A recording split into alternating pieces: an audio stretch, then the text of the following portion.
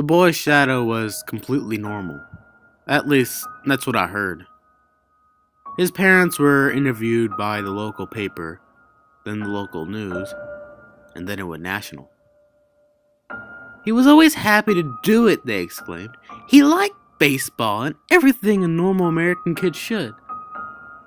I think his mother must have been pretty terrified when her son walked down on the street that morning. He'd been waiting for the school bus and his little Shrek backpack on and all. Then he just took one wide step into the road. Yeah, she probably screamed. The boy just stood there, though, like he was sure nothing bad would happen. Stoic, parents said. Less biased source called it stupefied.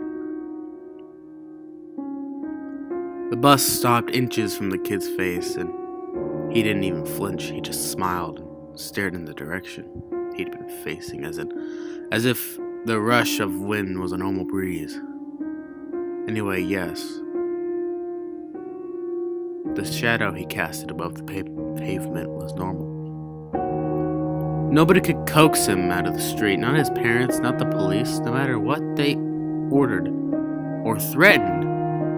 When they found out that they couldn't just lift him up, that he was glued to the spot, they put down a detour sign and cones.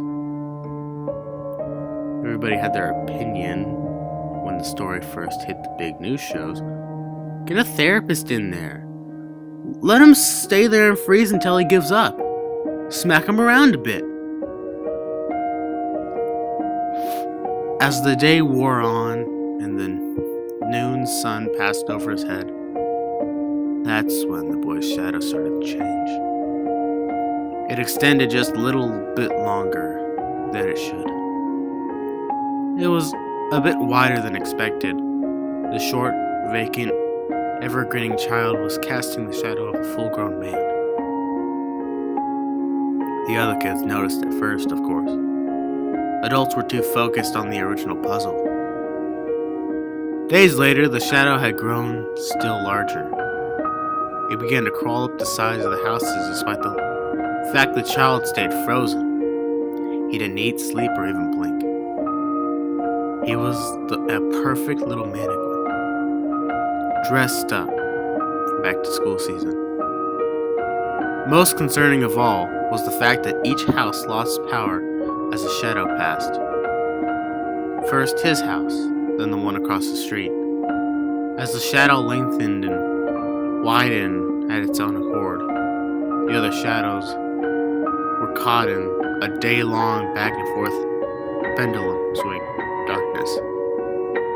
The government only got involved once the shadow grew over 30 miles and began to threaten the nearby city. Hospitals had been evacuated, along with countless other expensive precautions. At one point, when the sun was about to set and the shadow was at its tallest, a team of researchers with some undeclared organization began to bring up a van after van of mysterious instruments. You should understand that at this point, the Department of Transportation tried to dig everything out around the boy so that he could be lifted by crane to another location. It was too late though. Even at midday, the shadow was still a huge blob of darkness, and no power tools had any use would work within its boundaries. Researchers took a direct route to the boy's house, and while we all suspected that they might hurt the child, suffice to say, a few of us argued over it. The shadow had laid out across the landscape, completely motionless, right up to the procession of shiny black fan came within arm's reach. Then one massive black hand rose. The shadow's arm extended, and it simply touched the lead van with a single finger. We watched live helicopter footage as the deadly multi-car pileup unfolded. The reports were unclear beyond that point. Some scientists assured the public that it was impossible for a shadow to cast across the entire globe. Others noticed that, to put it simply, that it was impossible for the shadow to do any of this in the first place. Every town that fell into darkness was set straight into the age of cavemen. The riots seemed endless, as did the countless number of gunned-down rioters. We were slipping back into our most primal state, and all the boy would do is smile at all of it. There was a police barricade around the boy when I arrived to see him for myself. Armed guards stood silently, ensuring the 100th lunatic wouldn't try to kill him. Not that it ever worked anyway. The crowd was silent. This was less of a freak show, more like a candlelit vigil held for the death of civilization. It was odd to see a perfectly clear sky above me while all around was cast in darkness. A voice in the crowd cried out suddenly as a small girl slipped through the barricade and began to approach the boy. There was little fear to her, however. Two of the guards quickly approached the girl and bent down to talk to her. The girl showed the guards a small umbrella in her hand. It was foam green, with cartoon frogs dotting its plastic surface. The guards looked at her as the three of them spoke.